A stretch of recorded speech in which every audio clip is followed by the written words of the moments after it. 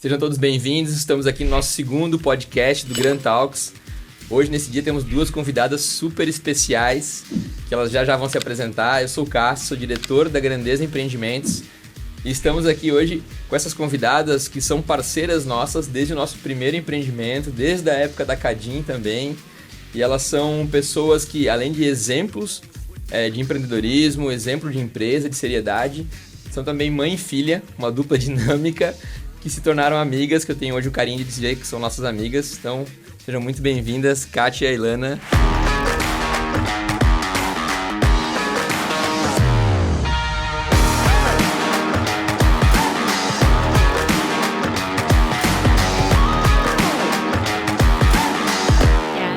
Obrigada, Cássio. Elas são da empresa Heimann, marcenaria fantástica, né? Que já fez projetos para Balneário Camboriú, prédios de frente para o mar, escritório da Embraer, que é uma grande referência no nosso mercado. E vamos conversar um pouquinho. E conta um pouquinho como é que foi essa história, como que tudo começou, a origem do nome Heimann, que eu fiquei sabendo recente que tem uma história por trás do nome também. Então, eu sou a fundadora da empresa Heimann, né? Em 2001, eu fundei a empresa com uma sócia. Eu trabalhei num estaleiro, Calmar, que fazia móveis para iates e veleiros. Eu aprendi a fazer a fabricação, né? Trabalhava lá na produção. E eu resolvi montar marcenaria para fazer móveis residenciais. Né? Hoje a Heimann, né? 23 anos no mercado. Então, o meu sobrenome de casada era Raimundo. E o do meu sócio era Macanhã. Então, a gente acabou juntando, eu juntei o primeiro nome do sobrenome com o dele e o final do dele. Então, ficou Heimann.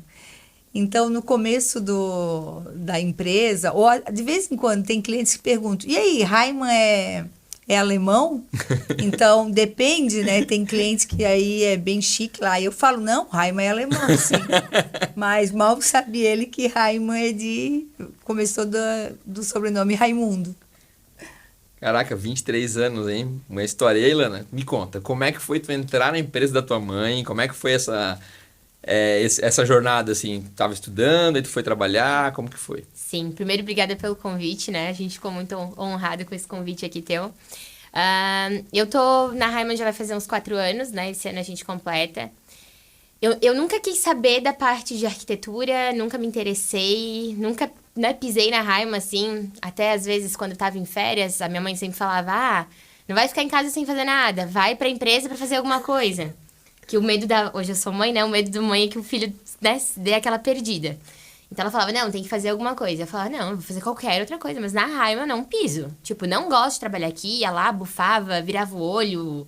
Bem ingrata mesmo, né? Época de rebelde adolescente, assim.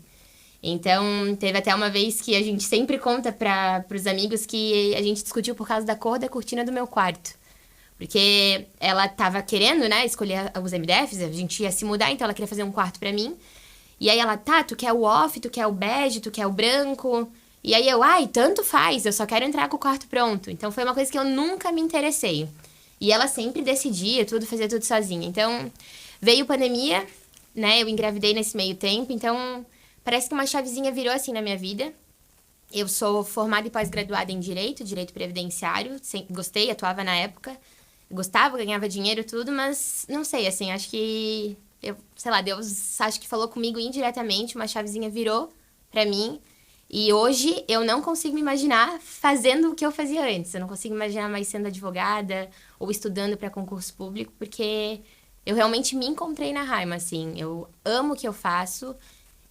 Acho que eu aprendi as coisas ali bem rápido, assim, a parte técnica, né? Hoje eu cuido de toda a questão de produção e gerenciamento de toda a empresa. Então, o bom é que eu sempre tive um espelho muito forte, que foi a minha mãe, né? Então, ela não tinha para quem recorrer. Hoje, eu preciso de alguma coisa, eu ligo para ela, pergunto para ela. Então, isso para mim foi muito bom. É muito bom, né?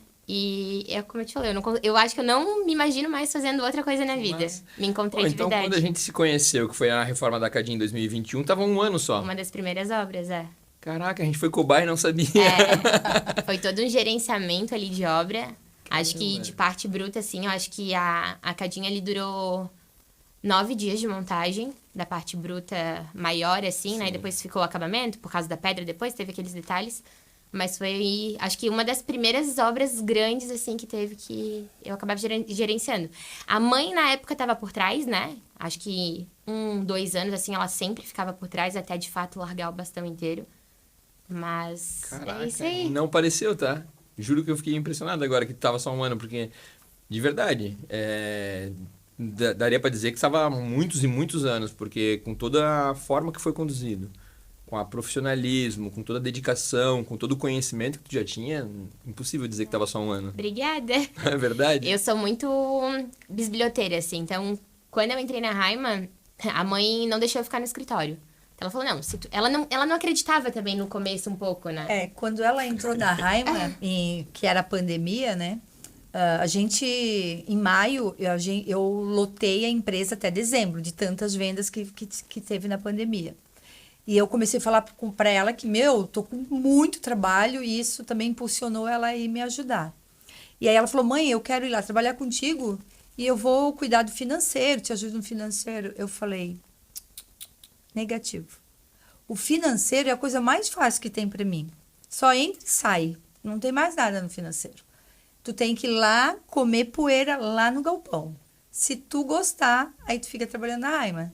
Porque, na verdade, eu não estava botando fé dela ficar na empresa, porque ela nunca tinha ido.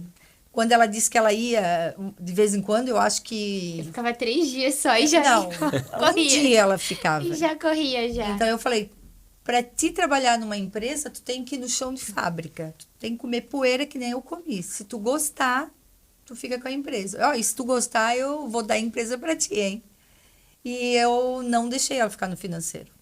E eu tinha uma pessoa que trabalhava no financeiro e a moça falava assim, nossa, tadinha da Ilana ficar trabalhando lá no galpão. Eu falei, não, ela tem que lidar com os funcionários, ela tem que saber lidar com o pessoal, com a fábrica e pegar o pozinho mesmo, né? Porque... E foi um teste, né, mãe? Porque quando eu entrei, ela me deu, tipo, um salário... Eu ganhava menos que a secretária, né? Que a nossa auxiliar administrativa ganhava. Muito bom. Aham.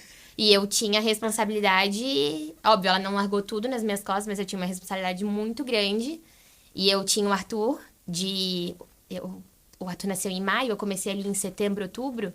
Então, o Arthur é bebê, aí a gente pegou uma babá, aí a babá ficava lá comigo, eu amamentava, né? Então, eu trabalhava, corria e ficava com o Arthur. Daí, eu continuava a trabalhar. Morava em Camboriú, era 2 horas pra ir, 2 horas pra voltar no trânsito. Então, assim, ó... Foi porque eu provei pra ela o quanto que eu queria ficar e estar ali, né? Eu acredito que um pouco do sucesso da vida das pessoas é quando elas... Porque tem gente que ganha vida fácil, né? E porque ela entrou num mercado que foi bem fácil para ela, tipo, influencer digital. Eu acho que o cara ganha muito dinheiro rapidinho e não trabalha muito. Mas nós que somos fábricas, assim, que temos que trabalhar, eu acho que se tu, às vezes, suportar um pouco o peso das coisas, o teu sucesso é mais garantido, porque tu vai subindo um degrau de cada vez mais lento. Então, eu quis fazer isso com ela, sabe? Para ela aguentar como que é difícil estar lá no chão de fábrica, como é difícil tu entender a cabeça de várias pessoas que trabalham contigo, porque cada um tem uma mentalidade diferente e tu tem que conduzir todo mundo por igual.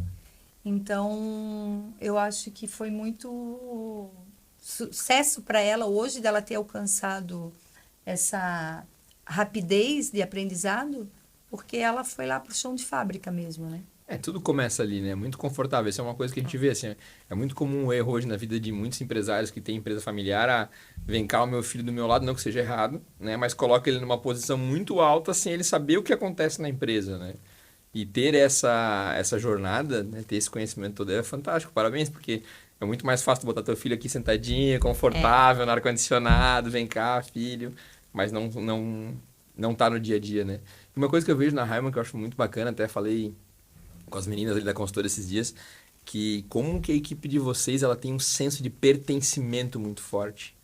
Sabe? Eu sinto isso. Eu sinto que eles, assim, não é a Raima, não é a empresa, não, é a nossa empresa. Né? Então, eles não falam assim, não, isso aqui é coisa da Raima, não, a empresa tem que ver com a empresa. Não, peraí, tem que ver com a Ilana, com a Kátia. Assim, eles têm um senso de pertencimento tão forte que eles se sentem parte da empresa. E como que vocês criaram isso? Como que foi O que vocês atribuem isso? Eles terem esse senso de pertencimento tão forte? Porque é lindo de ver, né? A gente que tem empresa, quando tem uma equipe, que a equipe se sente parte do negócio, se sente parte da empresa, é o ápice, né, ao meu ver, né? E como que vocês fizeram isso? Porque eu vejo que isso é forte, não é com com dois, é com a grande maioria, né? Sim.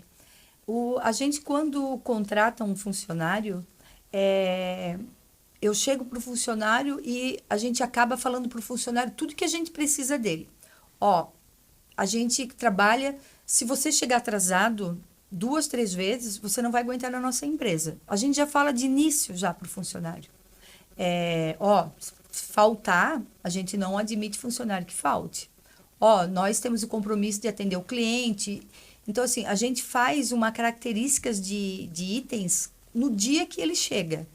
E eu falo para ele assim, olha, se tu não tá dentro disso aqui, é bom tu nem ficar. Sabe por quê? Porque senão a gente fica te treinando e a gente fica gastando tempo contigo. E às vezes tu não... Então, assim, trabalha uma semana. Se tu não gostar, já pede para sair. Nem fica com a gente. A gente quer pessoas comprometidas, trabalho. Então, quando entra um funcionário novo, eu já vou na cabeça lá dos mais velhos. Já vai avisando que eu sou assim, que eu sou assim. A gente faz um teste dentro, assim, já. Também. Porque... E é bem assim, o funcionário chega, às vezes ele chega atrasado, os outros falam, oi, tu não vai aguentar. E tu já não vai aguentar, porque... E nós não temos funcionários que cheguem atrasados, a gente tem 21 funcionários, ninguém chega atrasado, ninguém falta. E a gente trabalha como se fosse uma família, uma equipe, né? E a gente faz muito eventos com eles, tipo assim, ano passado a gente foi pro Beto Carreiro todo mundo junto, a gente faz almoço em restaurante, a gente faz churrasco, ano passado a gente fez o Ferino, todo mês tinha churrasco.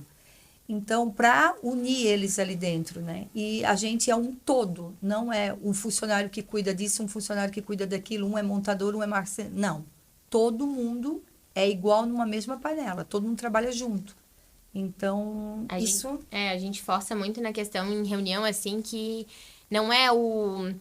Né, vou falar o nome, mas não é o Adriano que está fazendo aquele móvel. Não, é a Raiman que está fazendo aquele móvel. Então, não é o X, o Y e o Z que fizeram a Cadim, não. Foi a Raiman que fez a Cadim. Então, a gente engloba bem essa questão de ser a Raiman que está fabricando os móveis nas pessoas, né, das pessoas que trabalham com a gente. Então, é muito forte essa questão de... Não é a pessoa em si. Então, a gente traz o nome das pessoas que estão ali para dentro do nome da própria empresa, né? Então, tudo que eles fazem é na pessoa da Raiman. Então, a Raiman é uma pessoa que eles são personificados por isso. Então, por isso que eu acho que o senso de pertencimento ali... Eu também sinto isso, eu acho muito legal, assim, de outras empresas que eu visito e tudo mais.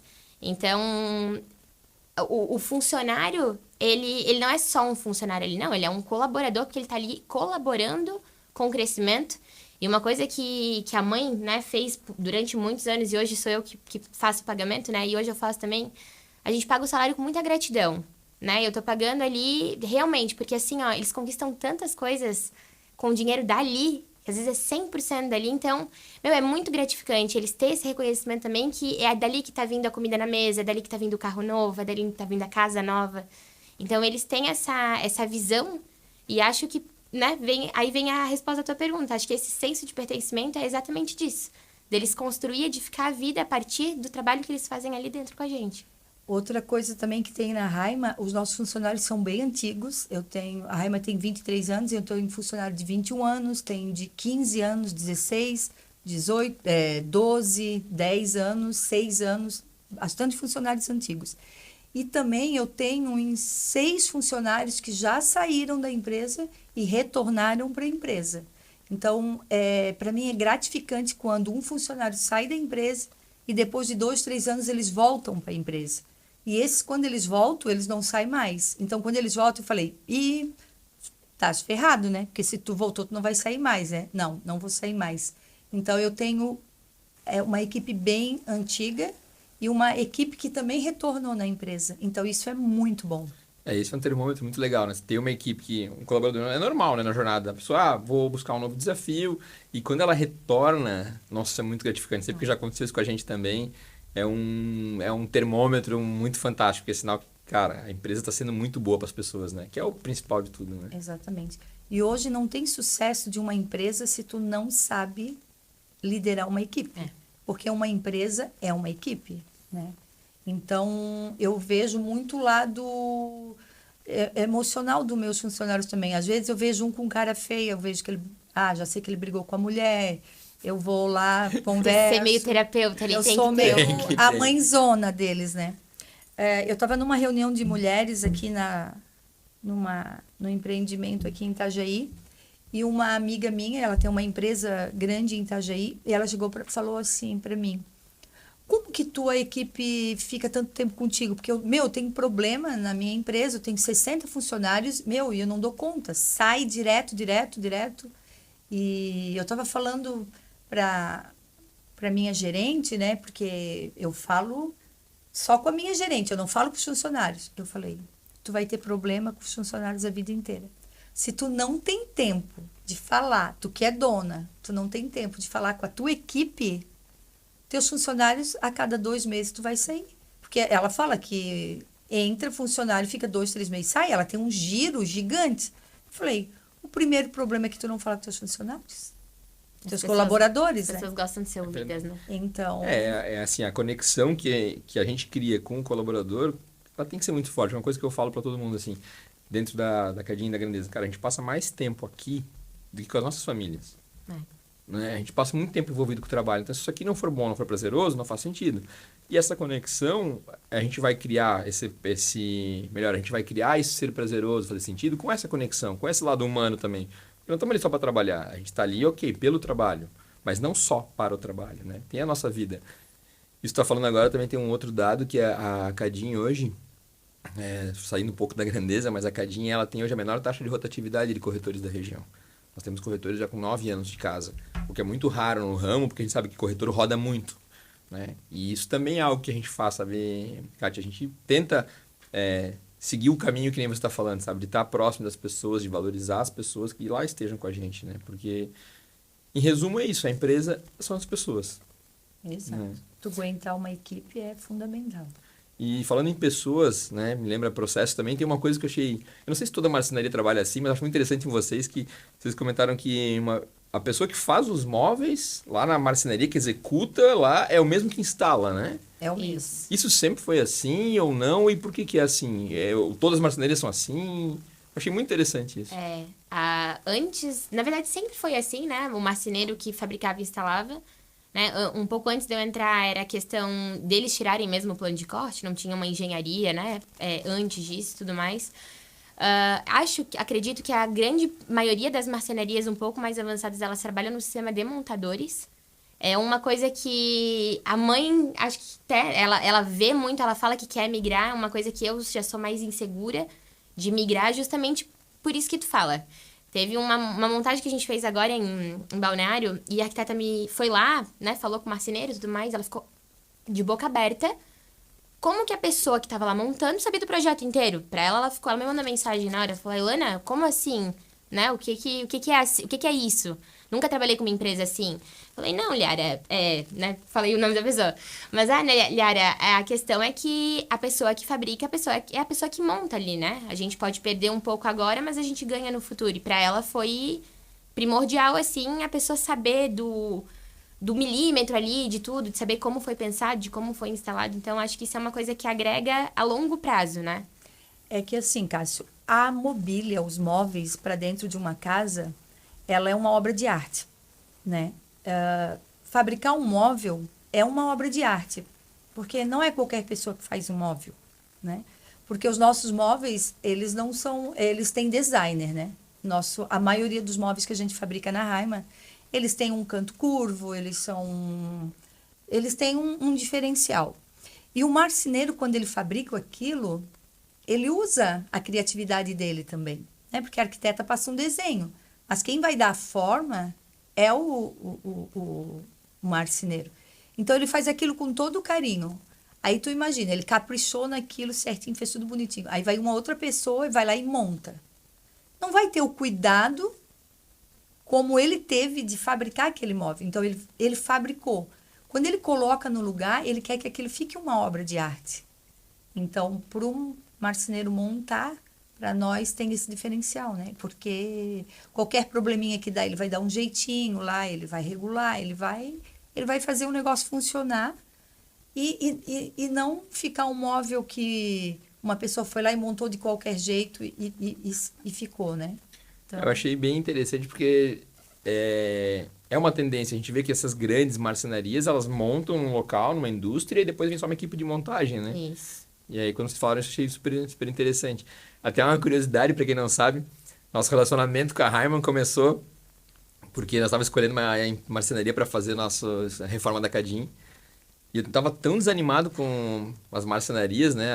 A Helena já fez propaganda para uma arquiteta, né? Eu vou fazer uma propaganda contrária agora, mas nada contra ninguém. Mas a arquiteta ali, ó, paga royalties para nós, por favor, tá? Aceitamos. Trocamos por projetos, enfim. Assim, tava tão desanimado com a marcenaria naquela vez que a gente tinha tido umas experiências frustrantes, né? Claro, tem muita marcenaria boa, assim, tem muitas empresas legais no mercado. Mas eu coloquei assim, olha, eu só fecho se botar uma multa diária... Diária ainda. Diária de atraso. E aceitaram, beleza. E nós atrasamos a entrega da reforma do escritório.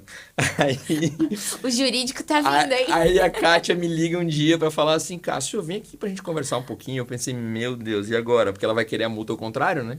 Porque eu atrasei. E eu fui lá e tava tudo pronto, tudo lindo, assim. E aí tu me mostrou os móveis, e aí que eu consegui entender isso que vocês falam, né? Nesse dia que a equipe que montou, Cássio, aqui, que planejaram aqui, a equipe que vai lá montar. Então, eu preciso fazer fazer essa migração, levar os móveis para montar, enfim, então aqui, né? Não cobraram multa.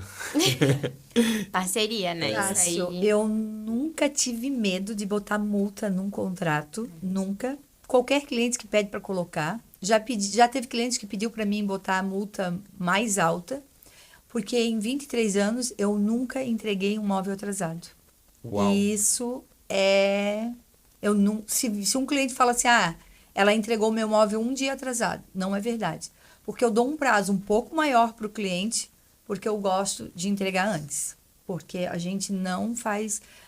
a gente faz muita construtora, sabe? Bastante tipo de construtora. E assim, as construtoras que começam a fazer móveis com a Heimann, é difícil sair, porque a gente entrega no prazo. E é muito comum a gente ver que marcenaria atrasou, ouvir dizer assim, eu vi uma pessoa, fechei um móvel com aquela marcenaria, atrasou e coisa. É muito comum isso acontecer. Ao que vocês atribuem esse prazo de vocês sempre dar certo, em 23 anos? A gente tem planejamento na empresa, sabe? A gente... eu fecho um serviço, a gente já compra o material. A gente não fica comprando material para cada tipo de cliente, tipo ferragem. Eu tenho todo um estoque na minha empresa já já comprado, né? Eu, na verdade, só compro o MDF. Então, a gente tem... planejamento. Planejamento. E outra, eu tenho uma equipe, né? Eu falo assim, gente, luz vermelha, tô com esse móvel atrasado. Eu tenho que entregar ele daqui a uma semana e eu não comecei a fazer ele ainda. O meu funcionário, ele vai trabalhar das 8 da manhã, depois ele vai trabalhar às 2 da manhã, ele vai trabalhar sábado, ele vai trabalhar domingo. O pessoal pega firme. E ele vai entregar. Aí, foi lá, montou o móvel e entregamos no prazo. Aí ele fala assim, quero ir pra praia quinta e sexta-feira. Vai, querido, vai pra praia, pode ir. Então, nas reuniões com meus funcionários, eu falo assim, quem quer ir acampar, quinta e sexta... feriado é na quarta. Quinta e sexta não tem montagem? Pode emendar, quinta e sexta. Quer ir viajar para casa do teu parente? Lá no Rio Grande do Sul. Feriado é na terça? Pode pegar, quarta, quinta e sexta. Pode ir, 3 dias. Fica lá no banco de horas, fica me devendo. Vai ter um móvel atrasado, hein? Então tá. Então, o meu funcionário, se eu precisar que ele trabalhe sábado e domingo o dia inteiro, ele vai fazer.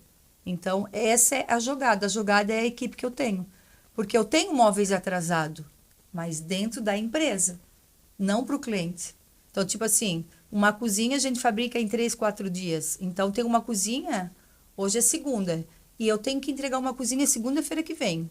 Eu vou lá para a Heimann, gente, tô com uma luz ligada. Vendi uma cozinha, tem que entregar segunda-feira. E não vou conseguir entregar. Aí eu pego. O cara vai trabalhar sábado e domingo, vai ficar até terminar. Segunda, a cozinha tá pronta, tá no caminhão.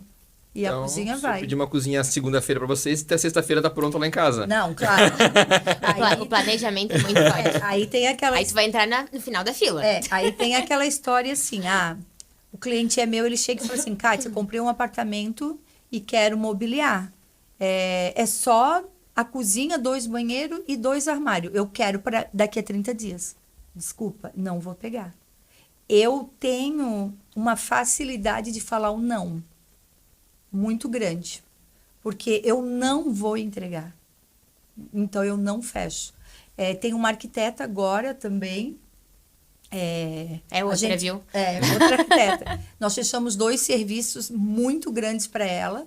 E ela é uma arquiteta bam. E ela veio agora com uma casa para a gente pegar. Uma casa gigante de um condomínio. 360 metros quadrados, assim, é grande. E ela falou, eu quero a casa e vou fechar contigo. Mas tem que entregar a primeira semana de outubro. Não entrego. Nosso prazo está para 25 de novembro. Eu quero fechar contigo? Não posso pegar. Então, tu dizer o não é primordial também. Porque não é porque eu não quero pegar, é porque eu não posso pegar. Né? Isso é uma coisa que eu vejo que muitas vezes os clientes não entendem, né? Porque falar não, o cliente ele precisa entender que dói mais para nós que estamos vendendo um produto do que para ele que está comprando, porque a gente quer faturar, quer fazer a coisa acontecer. Só que tu dizer não é muito nobre, porque tu não vai cumprir. Isso é uma coisa que eu sinto muito, assim, às vezes, em alguns fornecedores que tu vê que eles têm aquela vontade de querer crescer e vão dizendo sim para todo mundo. Chega uma hora que a conta não vai fechar. Não vai fechar, exatamente. Ele não vai conseguir cumprir. E marcenaria é difícil, porque assim, cada serviço que tu fecha, por exemplo, tu vai fechar uma casa dessa, dá 400, 500 mil reais de imóveis. E tu pega, tipo, 40% do valor. Então, vai te dar, sei lá, o cliente vai ter que te dar 200 mil reais. Pô, é um bom dinheiro que tu pega na mão, né? Então... Se o olho cresce assim... eu vou perder 200 mil reais agora, que eu posso ter amanhã na minha mão, vou pegar. E depois eu dou um jeito.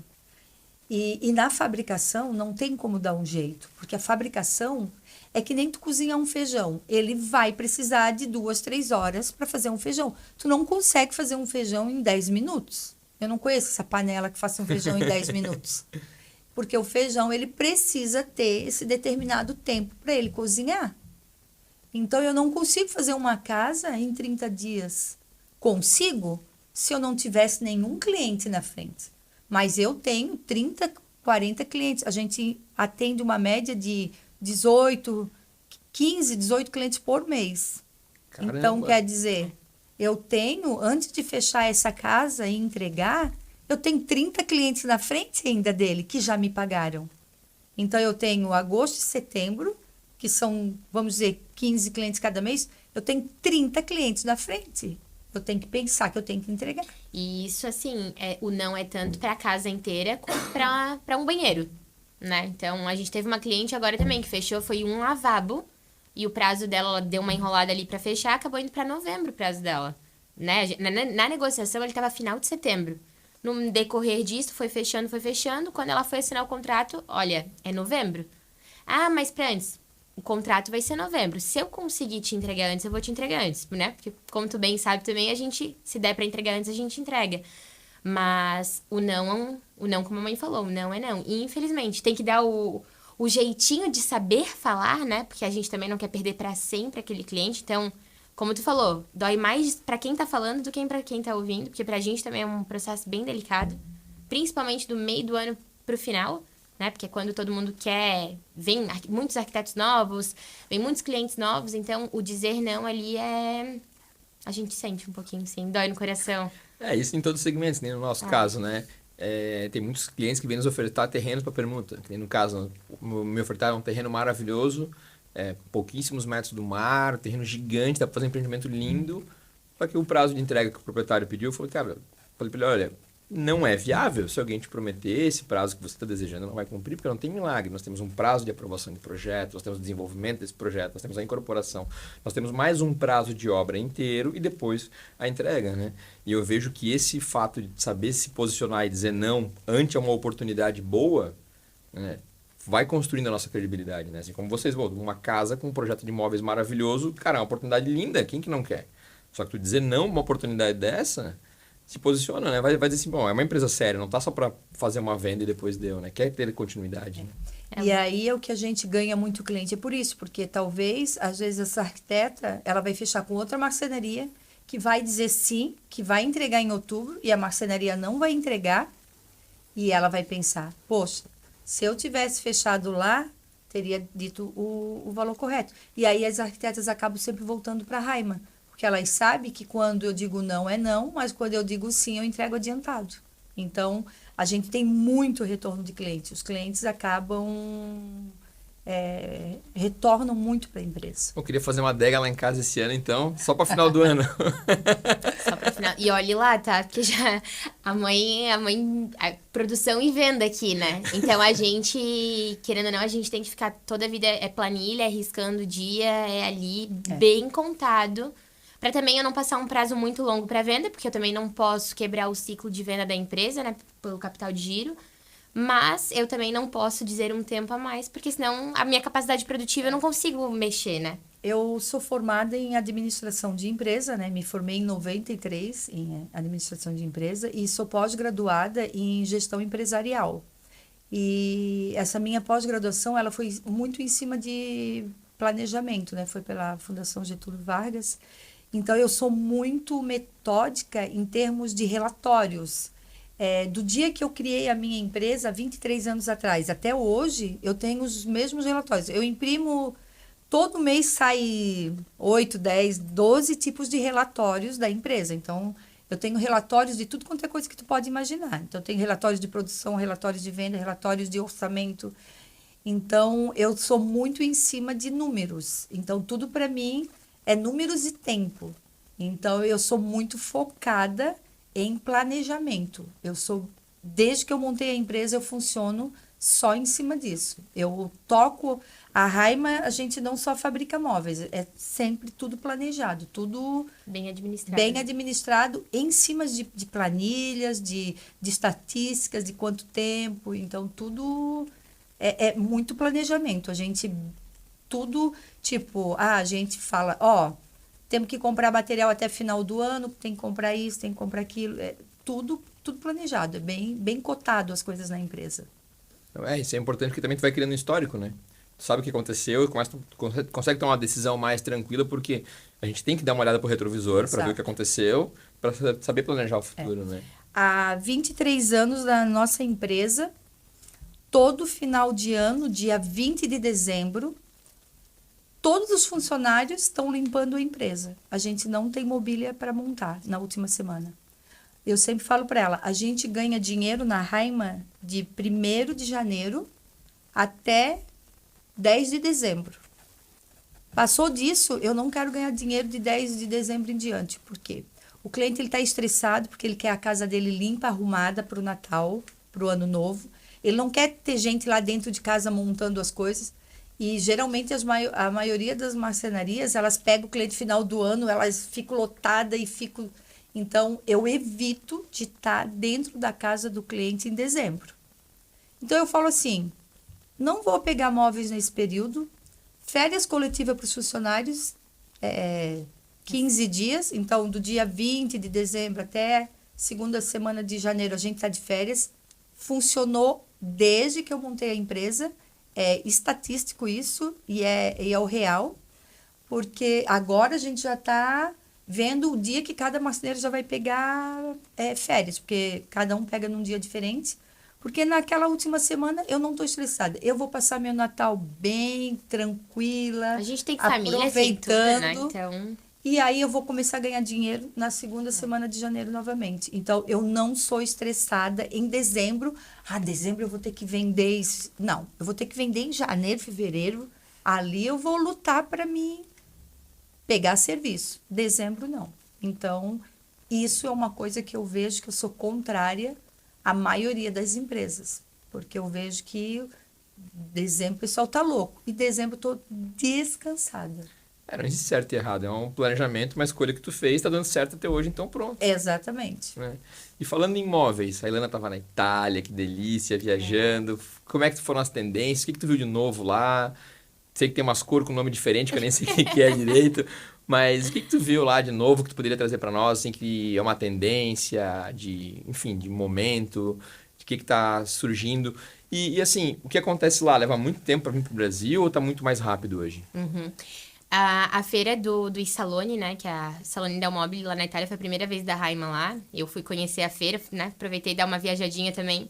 Mas a feira em si agregou muito a questão... As tendências, tu perguntou se demora muito pra vir, né?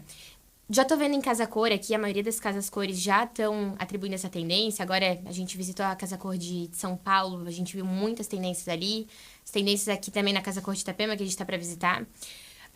Na Feira de Milão, os arquitetos, eles vão com enfoque geral, né? Porque a feira, assim, ela é gigante. É muito grande a feira. É absurdamente. Eu acho que são 9 pavilhões, 4, 5 vezes o tamanho da Marejada, cada um. Então, assim, eu fiquei... Caramba, gigante. Eu fiquei 4 dias, 3 dias na feira mesmo, na feira interna, né? E eu não consegui ver tudo, né? Então, eu ainda fui na Eurocutina, que foi... A cada 3 anos, ela tem uma temática diferente. Então, esse ano foi a temática de cozinhas e banheiros. E eu fiquei bastante na parte daí da questão de cozinhas e tudo, né? As tendências maiores que eu vi lá foi a questão do inox. O inox tá vindo com muita força. Fiquei impressionada, assim, o quanto tinha balcão de inox, frente de inox, tamponamento, tudo com inox, então calandrado. Mas inox não como acabamento, inox como material principal. Inox como material principal, ele como ponto principal da cozinha, assim, né? Então, inox com o MDF branco, inox principalmente com o MDF madeirado escuro, que também é uma tendência que tá vindo bem forte. Mas o inox, ele foi o predominante, assim. Então, todo stand tinha inox, né? A parte da calandra. Calandra é quando tu pega o inox e tu entorta ela, Sei. né? Então, bastante coisa eu vi. Outra tendência muito forte foi prateleiras, frentes e tamponamentos revestidos em couro ou em tecido, né? Um suede, um tecido de linho, mas principalmente o couro veio muito forte. Couro nas frentes de gaveta, tu fala assim? Frente de gaveta em mesa também. Por exemplo, essa mesa aqui, ela é toda no couro com a costura aparente, assim. Então, foi algo bem forte que eu vi. Em mesa de cabeceira, né? Toda revestida em couro. Algo bem diferente, assim. Isso bem vocês bonito. fazem também na Raima? A gente tem fornecedor que faz, mas eu sou a fornecedora principal, né? Se tu trouxer um projeto e tu tiver isso no teu projeto, eu vou te entregar o projeto pronto. Entendi. Então, é bem detalhado isso, porque não é todo fornecedor de estofaria que faz. Então, a gente tem que saber escolher também os parceiros que são com a gente, né? Então, muito forte isso. Os tons, né, terrosos que a gente comentou antes. Então, o que é um tom terroso, né? Explica, porque pra mim terroso, eu achei que tinha a ver com rosa, mas não tem. Não, o tom terroso, ele puxa mais pros tons, pro marrom mais clarinho, para um laranja, né, mãe? Mais avermelhado, assim. Uns tons nudes. Então, uns tons terrosos, mas nessa cartela, assim, do bege, a marrom, por aí. Que também fala muito com a moda, né? Com a moda mesmo de fashion de roupa, que também tá sendo uma tendência. E aí, a arquitetura e a moda, elas sempre se conversam muito, né? Uhum. Então, muito do que a gente vê, às vezes, em tendência de fashion, de desfiles, isso vem pra arquitetura. E da arquitetura, eles transportam pro móvel, pra marcenaria, pra pedra.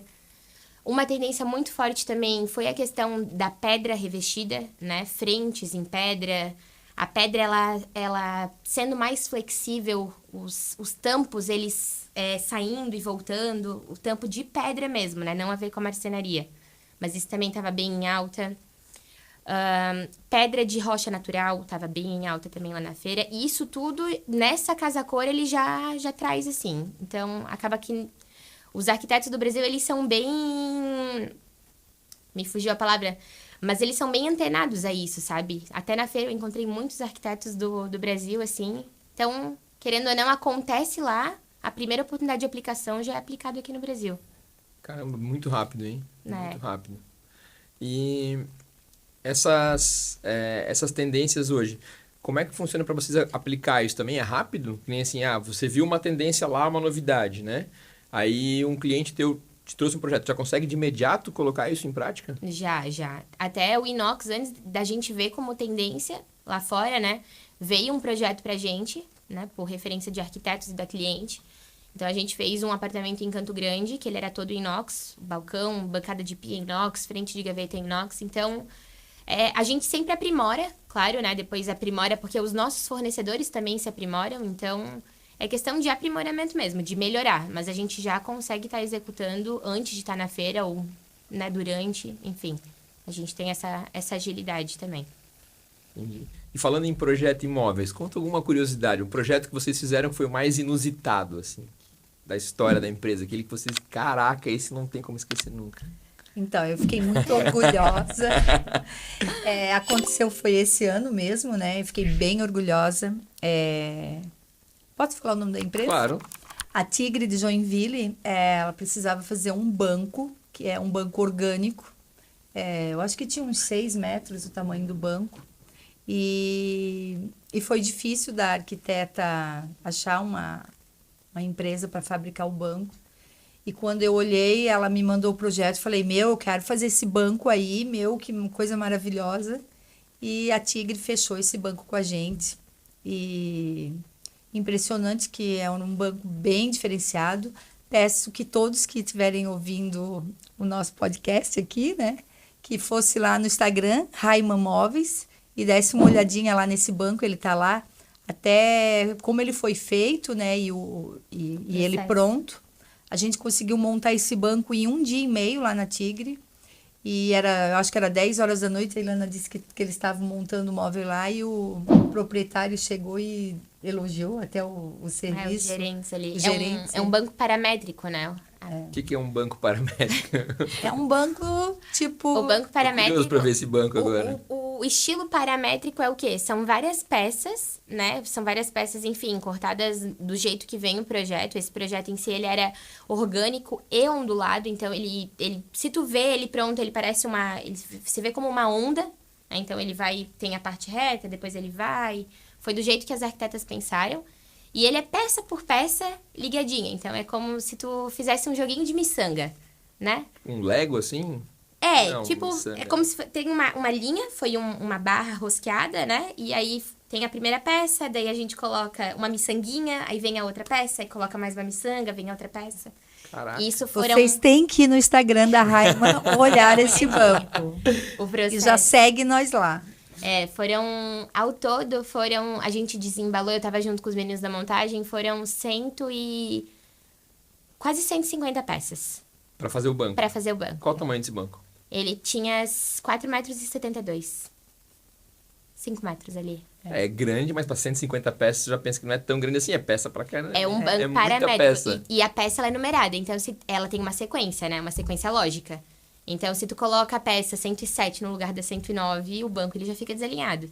Então, ele tem uma sequência, tipo, exata, que não dá pra pensar na hora.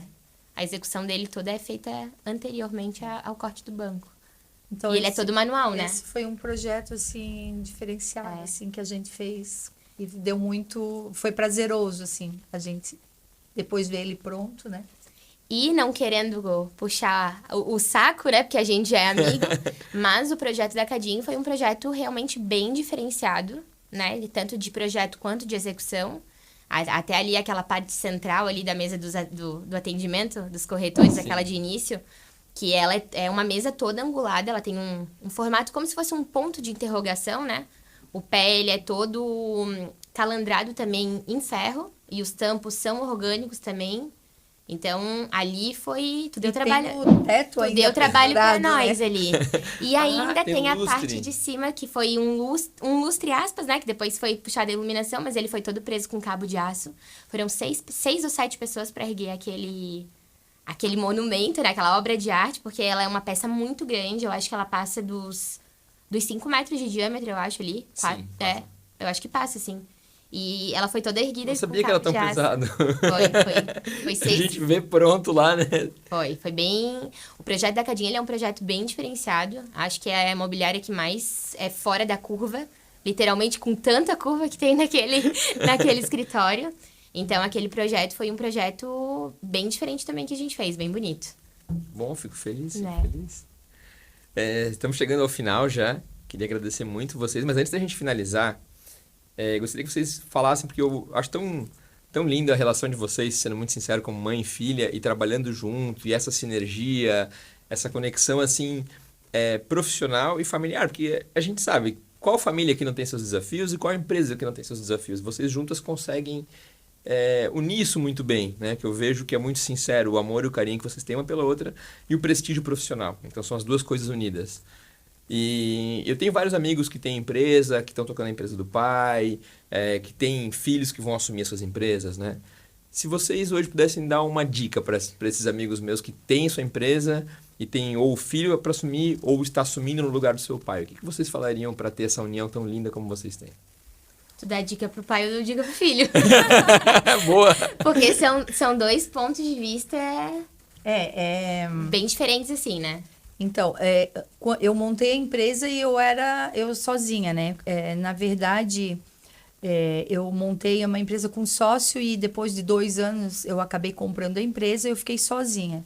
E eu não tive uma pessoa, tipo, eu não tinha um pai, não tive um marido, eu não tive ninguém ali na empresa que eu pudesse pedir uma opinião, ou eu acertava e errava no mesmo tempo, né? Eu acertava uma vez, errava duas, acertava 3, porque eu tinha que decidir eu mesma as coisas sozinha, né? Foi complicado, assim, para mim. Hoje, eu vejo que hoje eu tenho a Ilana, né? Antes eu decidia as coisas sozinha, então, tipo, eu não pensava muito, não. Tinha que fazer isso, eu ia lá, fazia, ou eu tinha que pegar o dinheiro para aplicar em alguma coisa, eu ia lá e fazia. E eu acho que hoje, quando tu tem um parceiro que tu possa dividir, a coisa anda muito mais rápido, né? Só que talvez ela não entenda muito, mas eu sou a mãe da relação. Então, a mãe faz qualquer coisa por um filho, né? Então, quando ela começou na empresa, eu tive que me desalinhar de tudo que eu tinha para ela poder entrar. Porque para ela era um peso muito grande, porque ela tinha a mãe dela há 20 anos tocando a empresa, sozinha, né? E ela, a minha mãe, eu tenho que pegar a empresa e tenho que tocar no mínimo igual a minha mãe. Para ela era um peso grande. Desalinhar de tudo que eu tinha. Porque quebrar paradigmas, assim, né? Quebrar as coisas, né? Porque assim, eu tocava a empresa de um jeito. E ela veio, ela começou a tocar um pouco diferente, né?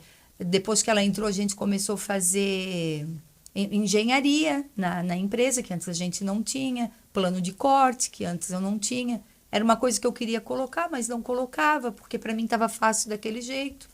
E ela veio mais forçando as coisas, né? Ela tem Eu montei a empresa, a Raima, para sustentar ela, né? Porque quando eu montei a empresa, eu estava me separando e então era o meu ganha-pão a Raima, era a minha comida da mesa, a Raima. Eu montei a Raima para eu poder ter dinheiro para botar comida na mesa.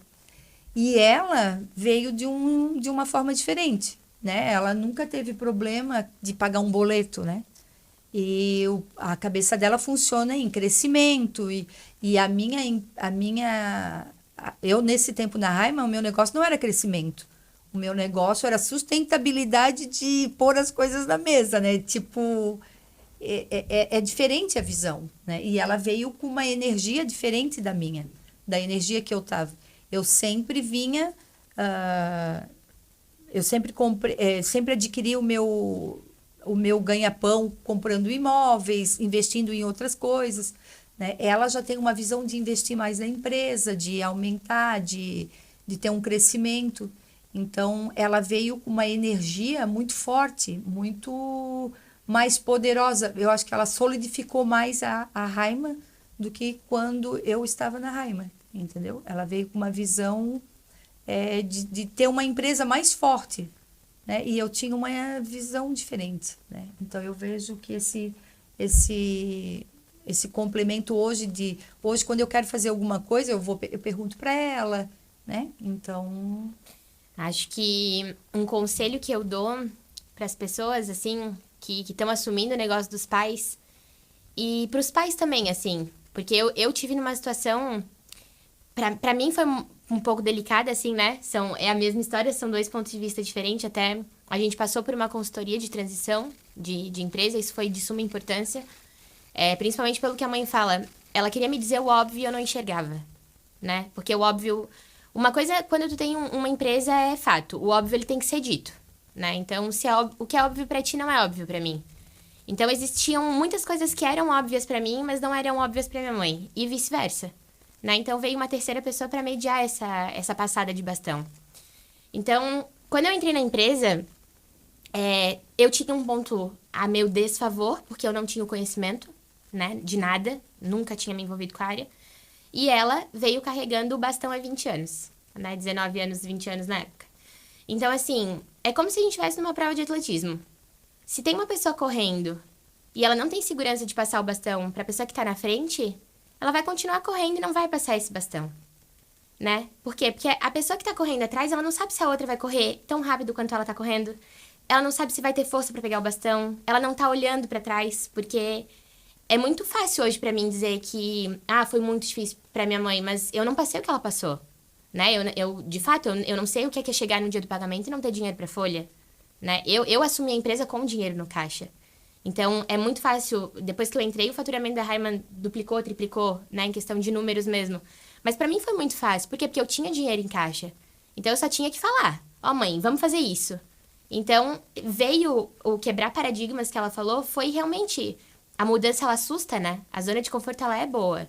Então, a Heimann, na pandemia, ela quase fechou porque a gente não sabia como ia ser a pandemia, né? E a minha mãe fechou porque ela tinha dinheiro pra ela, né? E ela já tinha me criado. Então, pra ela tava bom, né? Então, quando eu decidi assumir a Heimann, pra ela foi um orgulho, mas também pra ela foi uma preocupação muito grande, porque a coisa, ela ia se... Eu e a minha mãe, a gente é muito diferente e é muito parecida ao mesmo tempo. Então, um conselho que eu dou para os filhos que estão assumindo a empresa dos pais é, de fato, escutem os seus pais. Porque por muitas vezes eu deixei de escutar a minha mãe, né? E por muitas vezes a gente discutiu e a gente brigou.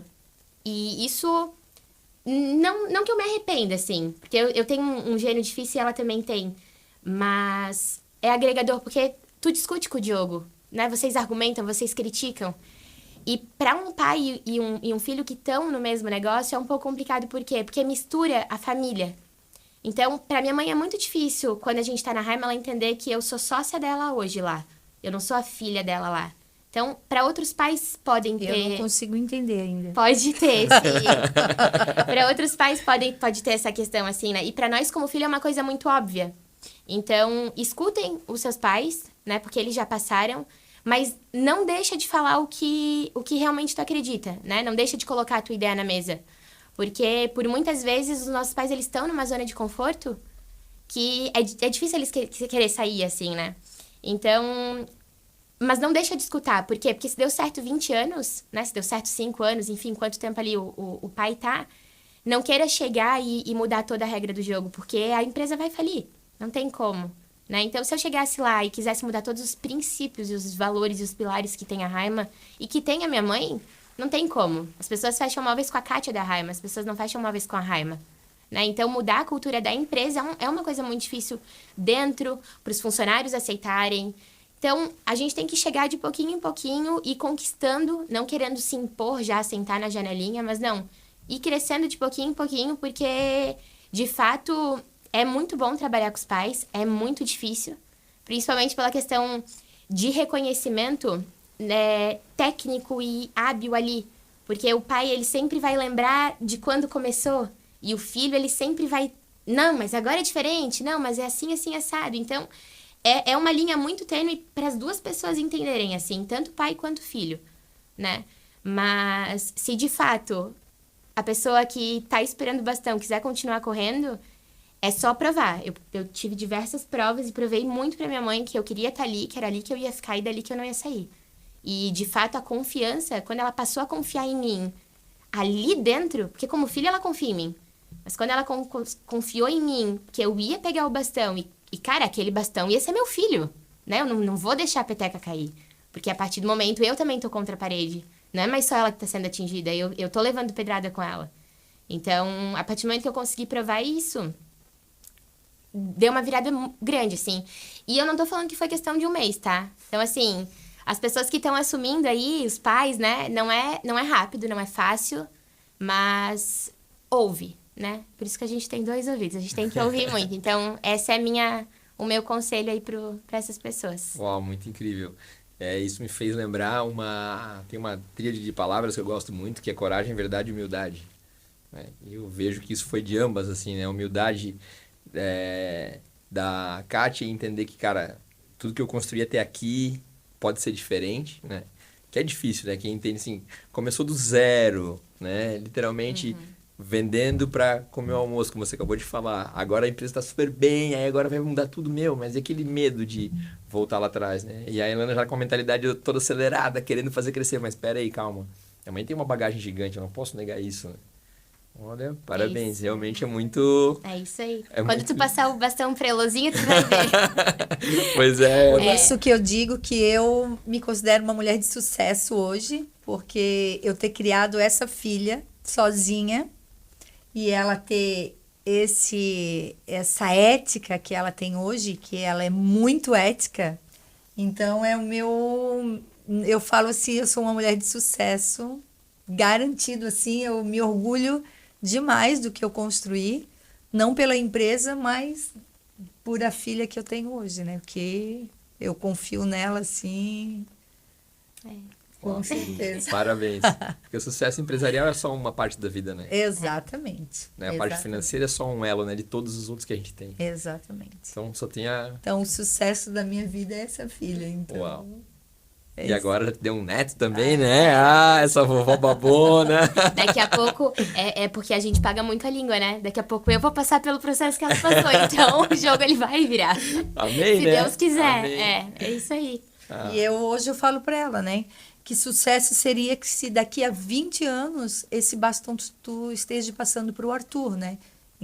Olha o orgulho que é. Então, tipo, ninguém sabe o orgulho que eu tenho por ela, porque ela vem sempre para mim. Ai, tu é minha sócia, né? E eu Sou entro... tua mãe. Eu entro pelo ouvido e saio pelo outro, porque eu não considero ela minha sócia, né? Eu considero que a empresa hoje é dela e eu tô lá na empresa... Falei para ela que eu vou querer o meu salário o resto da vida, né? Mas eu digo que hoje eu tenho que a empresa hoje é dela, né? Eu me sinto que hoje eu trabalho para ela. E que ela um dia esteja, daqui a 20 anos, passando para o meu neto essa empresa. Aí eu não sei onde é que eu vou explodir de tanta felicidade. Né? Aí vai ser o auge, assim. Amém, que a gente possa presenciar tudo isso. Mas né? é isso que eu estou enxergando hoje. Visualiza que uma hora vai chegar, né? Visualizando. Uma hora vai chegar. Então, eu queria, de coração, agradecer vocês. Foi muito incrível estar aqui com vocês hoje. Obrigado, tenho um carinho, um apreço enorme. Cada vez que a gente conversa, para mim é um grande aprendizado. É uma aula, literalmente. Então, se vocês quiserem deixar um recado, fazer propaganda, a Kátia que é vendedora, já nem trouxe caneta aqui, hoje ela vai vender alguma coisa. Se quiserem falar, pode ficar... até um perigo, né? Se quiserem falar, deixar um recado.